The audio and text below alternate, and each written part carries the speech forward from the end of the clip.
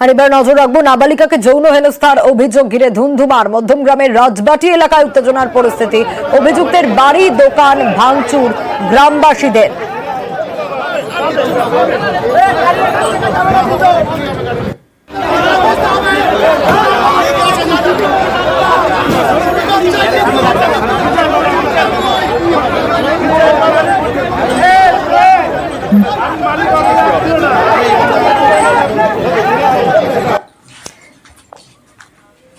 জিয়াউল রয়েছেন আমাদের সঙ্গে। জিয়াউল, ঠিক কি ঘটেছে গোটা বিষয়টা জানতে চাইবো।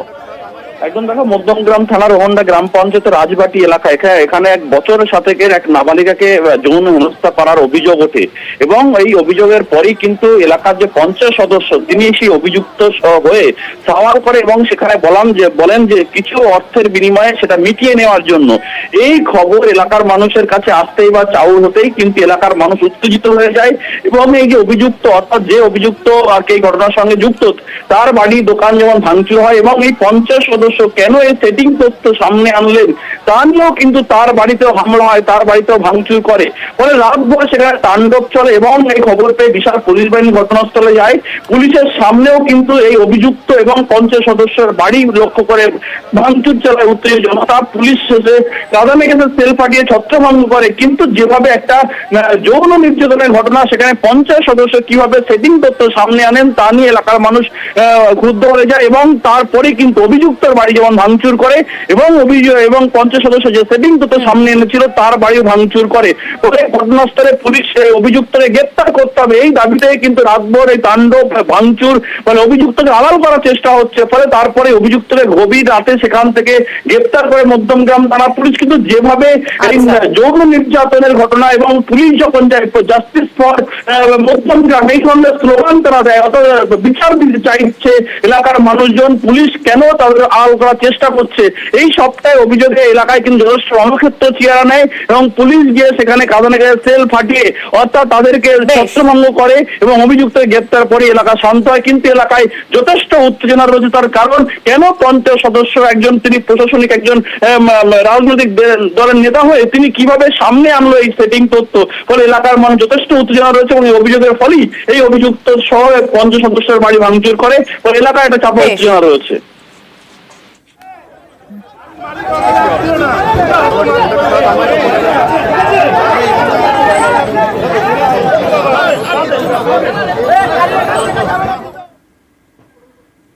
তৃণমূল নেতার নিদান ঘিরে বিতর্ক। বিজেপি নেতাদের ঠ্যাং ভাঙার নিদান, অশান্তির চেষ্টা করলে পাল্টা আক্রমণের নিদান। তৃণমূল নেতা ইউসুফ মণ্ডলের নিদানে বিতর্ক। বিজেপি নেতাদের ঠ্যাং ভাঙার নিদান, কি নিদান দিলেন, কি বলেছেন তৃণমূল নেতা ইউসুফ মণ্ডল, শোনাই। যদি কোনো অশান্তি বাঁধানোর চেষ্টা করে ছাতা ছুটো গুঞ্জাকে নিয়ে কোমর থেকে পা পর্যন্ত ঠ্যাংগুলো ভেঙে দেবে।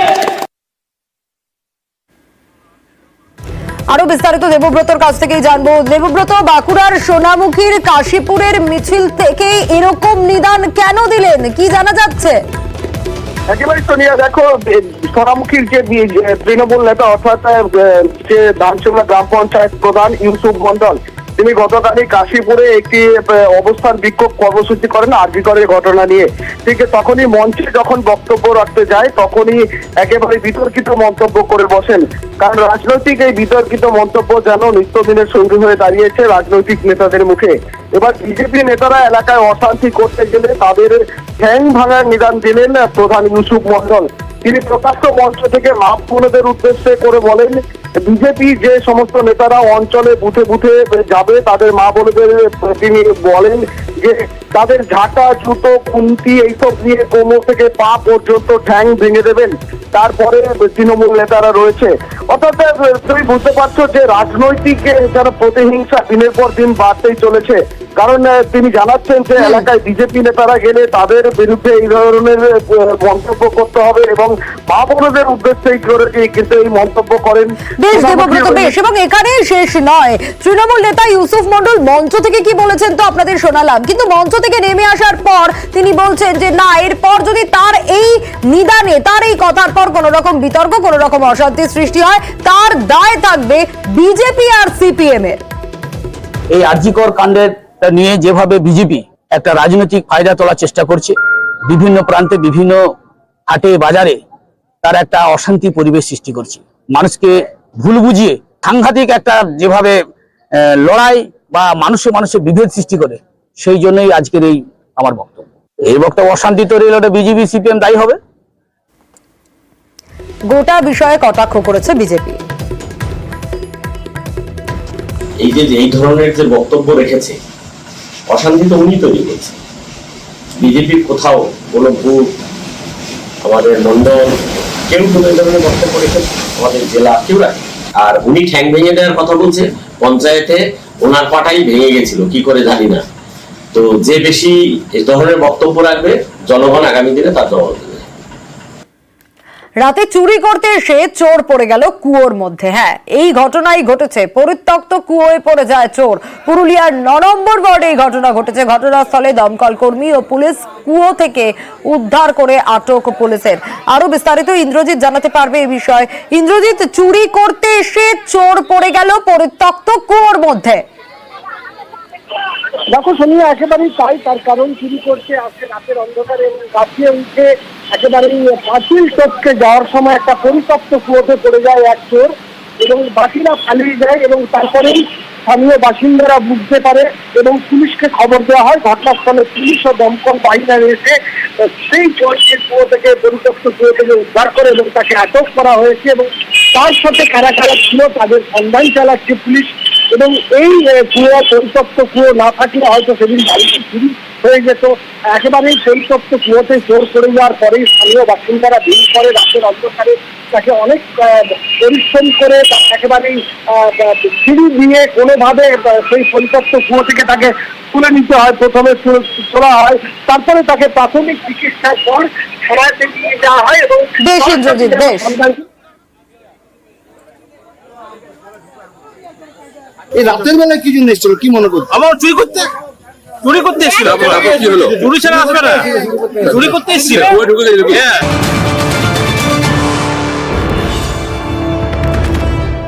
অসুস্থ হয়ে হাসপাতালে ভর্তি দেবাশিস সোম। অসুস্থ হয়ে হাসপাতালে দেবাশিস সোম। আরজিকরের ফরেনসিক মেডিসিনের অধ্যাপক দেবাশিস। আরজিকর দুর্নীতি তদন্তে নজরে দেবাশিস সোম। দেবাশিস সোমকে একাধিকবার জিজ্ঞাসাবাদ সিবিআই এর। শুক্রবার শ্বাসকষ্ট হওয়ায় বেসরকারি হাসপাতালে ভর্তি। আইসিইউতে ভর্তি দেবাশিস সোম।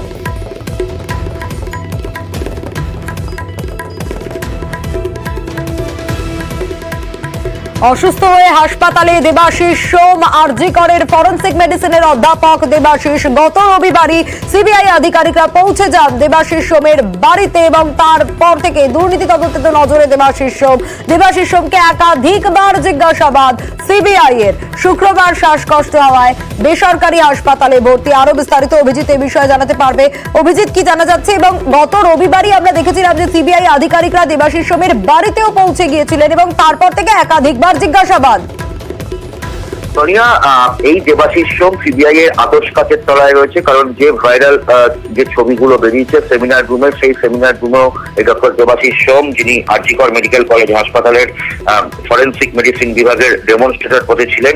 এবং এই দেবাশিস সোমকে নিয়েও বিস্তর অভিযোগ রয়েছে যে সন্দীপ ঘোষ, প্রাক্তন প্রিন্সিপাল সন্দীপ ঘোষের অত্যন্ত ঘনিষ্ঠ এই ডক্টর দেবাশিস সোম এবং বিভিন্ন অনৈতিক কাজে দেবাশিস সোম তিনি সন্দীপ ঘোষের সঙ্গে ছিলেন এবং সন্দীপ ঘোষের সঙ্গে থাকার জন্যই এই দেবাশিস সোম এবং সেমিনার রুমে সেদিন বিভিন্ন চিকিৎসক এবং অনেকের ভিড় ছিল। সেই ভিড়ের মধ্যে দেবাশিস সোমের ছবিও ছিল এবং দেবাশিস সোমকে তারপরেই সিবিআই বেশ কয়েকবার জিজ্ঞাসাবাদ করেন, তার বাড়িতেও গিয়েছিলেন এবং তাকে জিজ্ঞাসাবাদও করে। এরই মধ্যে গত পরশুদিন সন্ধ্যায় হঠাৎ করে তিনি বাড়িতে গুরুতর অসুস্থ হয়ে পড়েন। প্রচন্ড শ্বাসকষ্ট শুরু হয়, তার পরিবার সূত্রে জানা যায় এবং তারপরেই তাকে বেলেঘাটায় ইএম বাইপাসের পাশে বেসরকারি হাসপাতালে নিয়ে যাওয়া হয়। চিকিৎসকরা তার শারীরিক অবস্থা থেকে দ্রুত তাকে আইসিইউতে ভর্তি করে তার প্রয়োজনীয় পরীক্ষা নিরীক্ষা চলছে। তবে এই মুহূর্তে শারীরিক অবস্থা তার স্থিতিশীল রয়েছে।